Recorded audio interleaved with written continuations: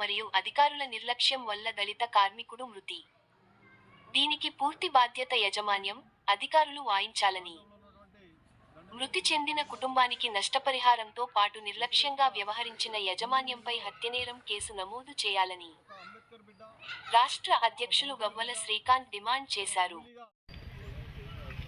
లక్షపేట్ ప్రాంతంలో ఉన్నటువంటి దండపల్లి పిఎస్ పరిధిలో వెంకటేశ్వర జిన్నింగ్ మిల్లులో ఒక అంబేద్కర్ బిడ్డ, ఒక బహుజన బిడ్డ, ఒక కూలీగా, ఒక లేబర్గా పనిచేస్తున్నటువంటి వ్యక్తి, మా కార్మికుడు అక్కడ మేనేజ్మెంట్, జిన్నింగ్ యాజమాన్యం వాళ్ళ నిర్లక్ష్యం వల్లనే ఈరోజు మా కార్మికుడు, మా బంధువు చనిపోవడం అనేటువంటి జరిగింది.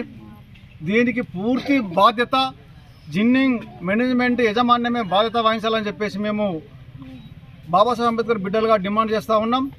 అది ఏది ఏమైనా, ఎందుకంటే వాళ్ళ కుటుంబ సభ్యులు మొదటి భార్యకు 2 పిల్లలు, రెండో భార్యకు 4 ఆడపిల్లలే ఉన్నటువంటి పరిస్థితి ఉంది. అంటే ఆమె భార్యతో కలిపితే 7 ఆడపడుచులు ఉన్నారు. మరి మానవతా దృక్పథంతో జిన్నింగ్ యాజమాన్యము ఆలోచించి చేయకపోతే మాత్రం మరి ఆ శవం ఏదైతే ఉందో, మాకు ఆ శవాన్ని మేము ఇచ్చినటువంటి ఒక కార్మిక కుటుంబం ఒక మనిషిని ఇచ్చినాం, శవాన్ని ఇయ్యలే.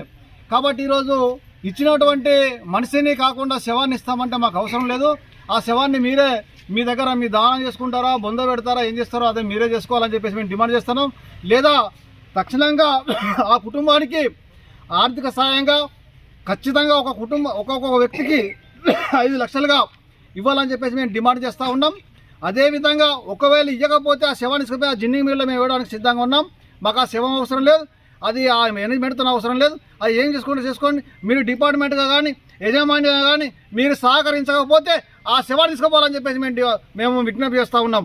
లేదా ఈ కుటుంబానికి ఖచ్చితంగా ఈ పూర్తి పోషణ, సహకారం, ఎడ్యుకేషన్తో పాటు వాళ్ళకి విద్యతో పాటు అన్ని కూడా అందించాలని చెప్పేసి మేము డిమాండ్ చేస్తూ ఉన్నాం. ఖచ్చితంగా 25 లక్షల రూపాయలు వాళ్ళకి ఇవ్వాలని చెప్పేసి మేము డిమాండ్ చేస్తూ ఉన్నాం.